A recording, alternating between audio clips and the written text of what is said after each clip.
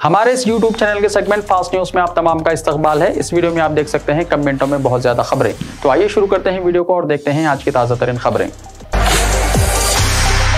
Intermediate first year के तमाम fail उम्मीदवार कामयाब, तेलंगाना हुकूमत का बड़ा फैसला। तेलंगाना हुकूमत ने इंटरमीडिएट फर्स्ट ईयर के तमाम फेल स्टूडेंट्स को कामयाब कर देने का ऐलान किया है। सविता इंदिरा रेड्डी ने प्रेस कॉन्फ्रेंस से खिताब करते हुए यह बात बताई। वाज़ेह है कि इंटरमीडिएट फर्स्ट ईयर के एग्जाम्स में 51% स्टूडेंट्स फेल हो गए थे। नाकाम होने वाले तलबा की तादाद 2,30,000 से ज्यादा है। इन तमाम को पास कर दिया गया है। वाज़ेह है कि एक हफ्ता पहले बोर्ड ऑफ इंटरमीडिएट एजुकेशन ने इंटरमीडिएट फर्स्ट ईयर के रिजल्ट जारी किए थे। मजमूई तौर पर 4,59,242 स्टूडेंट्स ने एग्जाम्स में शिरकत की। अपने ही बच्चों को जहर देने के बाद बाप ने कर ली खुदकुशी।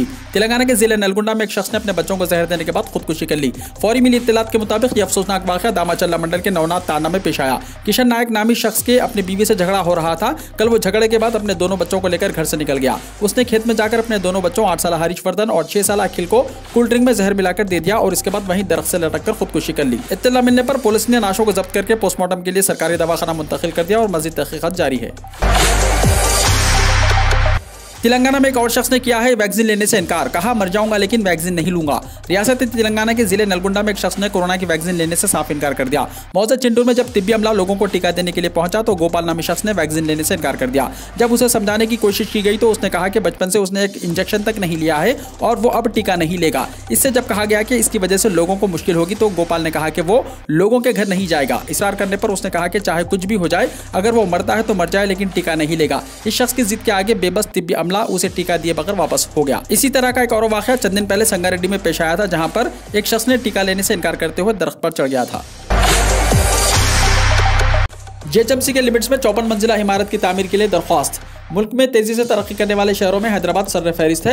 मशहूर और मारूफ कंपनियां हैदराबाद में अपने दफातर कायम कर रही हैं, जिसकी वजह से बड़ी बड़ी आसमान छूती बुलंद इमारतें ग्रेटर हैदराबाद में तामीर हो रही हैं। शहर हैदराबाद के मगरबी हिस्से में बुलंद इमारतें तामीर हो रही हैं। दूसरी तरफ जेएचएमसी के हुदूद में एक 54 मंजिला बुलंद इमारत तामीर करने के लिए एक कंपनी ने दरख्वास्त दाखिल की है। बल्दिया हैदराबाद के हुदूद में अभी तक सबसे बड़ी 44 मंजिला इमारत मौजूद है। 54 मंजिला इमारत की तामीरी मंजूरी मिल जाती है तो ये इसको शहर की सबसे बड़ी और बुलंद दूसरी बड़ी इमारत का एजाज हासिल हो जाएगा।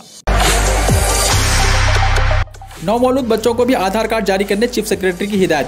चीफ सेक्रेटरी सोमेश कुमार ने आज BRKR भवन में आला सतह का इजलास मुनक्किद किया, जिसमें हर शख्स को आधार कार्ड की इजराई और आधार को मोबाइल से मरबूत करने का जायजा लिया गया। चीफ सेक्रेटरी ने कहा कि रियासत में हर साल 6 लाख बच्चे पैदा होते हैं। नवमौलूद बच्चों का आधार कार्ड भी फौरी तैयार किया जाना चाहिए। उन्होंने महकमे तालीम और बहबूदी खवातीन व अतफाल के हुक्काम को हिदायत दी है कि वो 5 साल तक की उम्र के तमाम बच्चों को आधार कार्ड जारी करने के लिए इक़दाम करें।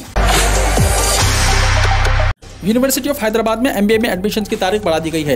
यूनिवर्सिटी ऑफ हैदराबाद ने 2 साल MBA कोर्सेज बराए तालीमी साल 2022-24 में एडमिशन के लिए रजिस्ट्रेशन की आखिरी तारीख में 31 जनवरी 2022 तक तोसी कर दी है। कहा गया है कि MBA कोर्स की फीस 1,60,000 रुपये होगी और यूनिवर्सिटी का प्लेसमेंट रिकॉर्ड भी बेहतरीन है। यहाँ जुमला 75 सीटें दस्तियाब हैं। दरख्वास्त गुजारों का किसी भी मजमून में ग्रेजुएशन होना और 60% नशानात का हामिल होना जरूरी है और कैट 2021 कामयाब होना चाहिए। जो तलबा ग्रेजुएशन के साल आखिर में ज़ेर तालीम है वो भी दरख्वास्त दाखिल करने के अहल हैं। अब हैदराबाद का नाम भी संघ परिवार को खटकने लगा है। भाग्यनगर रखने की कर रहे हैं वकालत। शहर हैदराबाद का नाम तब्दील करने की साजिशी मुहिम के दौरान मरकजी मुमलिकती वजीर रेलवे राव साहब दानवे ने भी हिमायत की और कहा कि इस पर किसी को कोई एतराज नहीं होना चाहिए। मरकजी मुमलिकती वजीर रेलवे ने महाराष्ट्र में RSS हेडक्वार्टर दौरे के बाद मीडिया से बात करते हुए कहा कि हैदराबाद का नाम तब्दील करके भाग्यनगर रखने पर किसी को कोई एतराज नहीं होना चाहिए, क्योंकि बैरूनी हमलावरों ने हिंदुओं के जज्बात मजरूह करते हुए जिन शहरों के नाम तब्दील किए थे, दोबारा इन शहरों के हकीकी नाम रखने में बुराई क्या है। शहर हैदराबाद को खुली कुतुब शाह ने बसाया था। ऐसे में मरकजी मुमलिकती वजीर रेलवे का यह कहना कि बैरूनी हमलावरों ने हमारे शहरों के नाम तब्दील किए हैं नाकाबिल फहम और महज इश्तियाल अंगेज बात है। एक 2 व्हीलर गाड़ी 103 चालानात 32,200 रुपये है बकाया आजाद। शहर हैदराबाद में ट्रैफिक बेकायदगियों के खिलाफ पुलिस की जानिब से खुसूसी मुहिम का आगाज किया गया है। हेलमेट और मास्क ना लगाने पर बड़े पैमाने पर जुर्माने आयद किए जा रहे हैं और पेंडिंग चालानात वसूल किए जा रहे हैं। सुल्तान बाजार पुलिस की जानिब से अफजलगंज चौरास्ता पर गाड़ियों की जांच की जा रही थी। एक गाड़ी को रोकने पर 1 नहीं 10 नहीं बल्कि 103 ट्रैफिक कवायद की खिलाफ वर्जी करने वाली 2 व्हीलर गाड़ी पकड़ी गई, जिसको देखकर पुलिस मुलाजिमीन हैरत ज़दा रह गए। सब इंस्पेक्टर पुलिस प्रसाद ने बताया कि गाड़ियों की चेकिंग के दौरान पुराना पुल इलाके में रहने वाले एक खानगी मुलाजिम की गाड़ी को रोका गया। गाड़ी की नंबर प्लेट की बुनियाद पर पेंडिंग चालानात चेक किए गए। शहर के मुख्तलिफ इलाकों में इस गाड़ी पर 103 ट्रैफिक बेकायदगियों से मुताल्लिक 32,200 रुपये चालानात पाए गए, जिस पर पुलिस ने 2 व्हीलर गाड़ी को जब्त करते हुए पुलिस स्टेशन मुंतकिल कर दिया। कानपुर के एक ताजिर के घर पर इनकम टैक्स के छापे में कम से कम 150 करोड़ रुपया बरामद। इंडिया की रियासत उत्तर प्रदेश के शहर कानपुर में हुक्काम ने एक ताजिर के घर से तकरीबन 150 करोड़ रुपया बरामद किए हैं। हुक्काम का कहना है कि अभी गिनती जारी है और इसके बाद ही मालूम हो सकेगा कि घर से मिलने वाली कुल रकम कितनी है। ओमिक्रॉन को रोकने के लिए कम से कम 14 दिन तहदीदात और नाइट कर्फ्यू है जरूरी। रियासतें अपने अपने तौर पर दरकार इक़दाम करें। मरकजी वजारत सेहत का एक और लेटर सख्त इक़दाम पर दिया जोर। रियासती हुकूमतें ओमिक्रॉन के मरीजों की तादाद में इजाफे से रोकने के लिए रात का कर्फ्यू नाफिज करें और त्योहारों के मौके पर तहदीदात आयद करके हुजूम को इकट्ठा होने से रोका जाए। मरकजी हुकूमत की वजारत सेहत की जानिब से आज एक बार फिर रियासती हुकूमतों को रवाना मकतूब में मशवरा दिया गया कि वो तहदीदात आयद करने के अलावा रात के कर्फ्यू नाफिज करने पर गौर करें। स्क्रैप मेटल से 4 व्हीलर की तैयारी। महाराष्ट्र के लोहार के इख्तरा से महिंद्रा ग्रुप चेयरमैन काफी मुतासिर हुए। तबादले में बोलेरो गाड़ी की पेशकश कर दी। महाराष्ट्र के एक शख्स ने स्क्रैप मेटल का इस्तेमाल करते हुए एक 4 व्हीलर गाड़ी बनाई है और इस शख्स की जानिब से बनाई गई ये मुनफरिद 4 व्हीलर पर महिंद्रा ग्रुप के चेयरमैन आनंद महिंद्रा की तवज्जो मबजूल हुई। यूट्यूब चैनल डिस्प्ले के मुताबिक दत्तात्रेय लोहार ने कम तालीम के बावजूद महज इसके बेटे की ख्वाहिश को पूरा करने के लिए यह 4 व्हीलर गाड़ी बनाई है। महाराष्ट्र के इस शख्स की इस इख्तरा से आनंद महिंद्रा बहुत खुश हुए। आनंद महिंद्रा इस इख्तराई गाड़ी के तबादले में इसे बोलेरो गाड़ी की पेशकश करेंगे। हिंदुस्तान एक और लॉकडाउन का मुतहम्मिल नहीं। कोरोना वायरस के मरीजों में रोज बरोज इजाफा, मजीद बदएहतियाती पर हालत खराब होने का इम्कान। हिंदुस्तान एक और लॉकडाउन का मुतहम्मिल नहीं है। अगर कोरोना वायरस के मरीजों की तादाद में इसी रफ्तार से इजाफा होता है और लोगों की जानिब से एहतियात के बजाय लापरवाही की जाती है तो इसके संगीन मुआशी हालात पैदा होने का खतरा है। क्योंकि हिंदुस्तानी मईशत में लॉकडाउन के खात्मे के बाद अब बेहतरी पैदा होने लगी है, लेकिन गुज़िश्ता माह के अवाखिर से ओमिक्रॉन के मरीजों की तादाद में होने वाले इजाफे के सबब सूरत हाल अबतर होती नजर आ रही है। आलमी सतह पर माहिरीन ने ओमिक्रॉन से एहतियात के लिए टीके के हुसूल के अलावा मास्क के लुज़ुम और समाजी फासले को यकीनी बनाने पर जोर दिया है, लेकिन इसके बावजूद इन पर अमल नहीं किया जा रहा है। हिंदुस्तानी माहिरीन माशियात का कहना है कि माहिरीन तिब और वायरोलॉजी की जानिब से कहा जा रहा है कि माह फरवरी के दौरान तीसरी लहर उरूज पर होगी, तो ऐसे में शहरियों को इन हालात से महफूज रहने पर तवज्जो देने की जरूरत है। क्योंकि अगर हिंदुस्तान में एक और लॉकडाउन की नौबत आती है तो ऐसी सूरत में मईशत का बुरा हाल हो जाएगा और आइंदा बरसों के दौरान जो तरक्की का निशाना रखा गया था इसका हुसूल नामुमकिन हो जाएगा। 1 महीने के पैरोल पर रिहा होगी राजीव गांधी कत्ल की कसूरवार नलिनी श्रीहरन। तमिलनाडु हुकूमत ने नलिनी को 1 महीने के लिए पैरोल पर रिहा करने की मंजूरी दे दी है। मद्रास हाईकोर्ट ने इनकी वालदा की अर्जी को कबूल कर लिया है। नलिनी को आज पैरोल पर रिहा किया जाएगा। रियासती हुकूमत ने राजीव गांधी कत्ल केस के कसूरवारों में से एक नलिनी श्रीहरन को 1 महीने की पैरोल देने का फैसला किया है। नलिनी के वकील राधा कृष्णन ने बताया कि इन्हें आज जुमे को पैरोल पर रिहा किया जा रहा है। उत्तर प्रदेश में 25 दिसंबर से रात का कर्फ्यू है नाफिज। मध्य प्रदेश के बाद अब उत्तर प्रदेश में भी रात का कर्फ्यू नाफिज कर दिया गया है। यह फैसला रियासत में ओमिक्रॉन के मुमकिन लहर के पेश नजर किया गया है। यूपी हुकूमत का यह फैसला 25 दिसंबर 2021 के रात 11 बजे से नाफिज होगा। हुक्मनामे के तहत एक नई गाइडलाइन भी जारी की गई है। गाइडलाइन के मुताबिक शादियों में सिर्फ 200 लोग शिरकत कर सकते हैं। रात का कर्फ्यू 11 बजे से सुबह 5 बजे तक जारी रहेगा। इस हुक्म के बाद क्रिसमस और नए साल की तकरीबात की तैयारियों को धचका लगा है। बिहार में 27 दिसंबर के बाद सर्दी बढ़ेगी, बारिश और सर्द लहर चलेगी।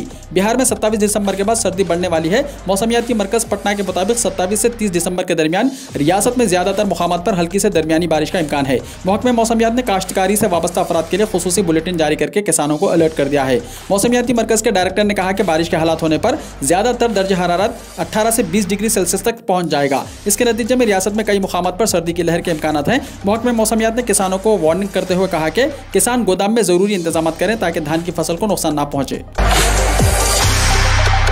क्या उत्तर प्रदेश, उत्तराखंड, पंजाब और गोवा में असेंबली इंतखाबात मुलतवी होंगे? इलेक्शन कमीशन और मरकजी सेक्रेटरी सेहत की मीटिंग 27 दिसंबर को मुतवक्को है। जराये ने इत्तला दी है। इस मीटिंग में नए वेरिएंट ओमिक्रॉन के बढ़ते हुए मामलात के पेश नज़र उत्तर प्रदेश, उत्तराखंड, पंजाब और गोवा में अगले साल होने वाले असेंबली इंतखाबात को मुलतवी करने के इम्कान पर तबादला ख्याल किया जाएगा। इलाहाबाद हाईकोर्ट ने 23 दिसंबर को मरकज पर जोर दिया था कि वो ओमिक्रॉन के बढ़ते हुए मामलात के दरमियान इंतखाबी रियासतों में सियासी रैलियों को रोके। अगर ये मीटिंग होती है तो ये बहुत अहम होगी और इस दरख्वास्त पर बात की जाएगी। अजय मिश्रा टीनी को ब्लैकमेल करके रंगदारी मांगने की कोशिश। दिल्ली पुलिस ने 5 लोगों को किया गिरफ्तार। मरकजी वजीर मुमलिकत बराए दाखिला अजय मिश्रा टीनी को ब्लैकमेल करने और रंगदारी मांगने का मामला सामने आया है। दिल्ली पुलिस ने इस मामले में 5 लोगों को गिरफ्तार किया है। मरकजी वजीर टीनी के बेटे आशीष मिश्रा मोनू और उनके 13 साथियों पर 3 अक्टूबर को लखीमपुर खेरी में एहतजाज करने वाले किसानों को जीप से मारने का इल्जाम है। दिल्ली पुलिस ने कहा कि वजीर मुमलिकत बराए दाखिला अजय मिश्रा टीनी के अमले की तरफ से शिकायत मौसूल हुई थी कि इन्हें पैसों के लिए कॉल मौसूल हुई है। इसके बाद नई दिल्ली जिले में FIR दर्ज की गई। वाक़े की तहकीकात के बाद पुलिस ने भत्ता तलब करने पर 5 अफराद को गिरफ्तार कर लिया। गिरफ्तार होने वालों में से 4 मुलजिम नोएडा और 1 को दिल्ली से गिरफ्तार किया गया है। कोरोना से हलाक होने वालों का दर्द गंगा की लहरों में छुपाना मुमकिन नहीं, राहुल गांधी ने कहा। कोरोना बहरान के सबब जान गंवाने वाले अफराद की लाशें गंगा में तैरने के मामले पर राहुल गांधी ने तबसरा करते हुए कहा कि गंगा की लहरों में कोरोना से हलाक होने वालों के दर्द की सच्चाई बह रही है, जिसे छुपाना मुमकिन नहीं। उन्होंने कहा कि मुतासरा कुंभों को हर्जाना फराहम करना इंसाफ की सिमत में पहला कदम होगा। राहुल गांधी ने ट्वीट के साथ एक खबर का स्क्रीनशॉट शेयर किया है, जिसके मुताबिक नमामि गंगे प्रोजेक्ट के सरबराह ने यह इतराफ किया है कि कोरोना की दूसरी लहर के दौरान लाशें गंगा में बहाई गई थी। मरकजी हुकूमत के नमामि गंगे प्रोजेक्ट के तहत गंगा की साफ सफाई का काम किया जाता है।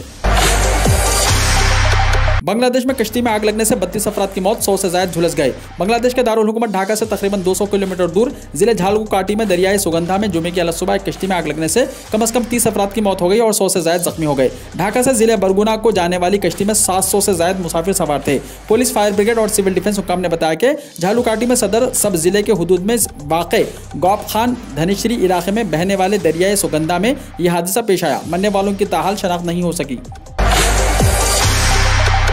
नमाज जुमा के मौके पर हरमैन शरीफैन में सख्त एहतियाती तदाबीर पर अमल दरामद। सदारत अम्मा बराए उमूर हरमैन शरीफैन ने आज नमाज जुमा के लिए मस्जिदुल हराम के ज़ायरीन और नमाजियों के इस्तकबाल के लिए सेहत के सख्त इंतजाम किए हैं। सदारत अम्मा की तरफ से सर्विस का एक पैकेज जारी किया गया है, जिनमें मस्जिद हराम के 58 दाखिली और खारजी रास्तों को खोलना और दिन में 10 बार तक मस्जिद हराम के अंदरूनी और बैरूनी माहौल को पाकीज़ा रखने के लिए 4000 से ज़्यादा मर्द और ख़वातीन कारकुनों को मुख्तस किया गया है।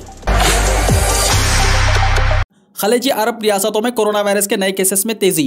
6 खलीजी अरब रियासतों में कोरोना वायरस के नए केसेस में तेजी का रुझान देखा जा रहा है। इन तमाम खलीजी ममालिक में ओमिक्रॉन वेरिएंट के केसेस भी रिपोर्ट हो चुके हैं। मीडियाई रिपोर्ट के मुताबिक मुत्तहिदा अरब अमारात यानी UAE में 24 घंटों के दौरान कोरोना के 1002 नए केसेस रिपोर्ट हुए हैं। अमारात में 2 दिसंबर को कोरोना केसेस की तादाद 68 थी।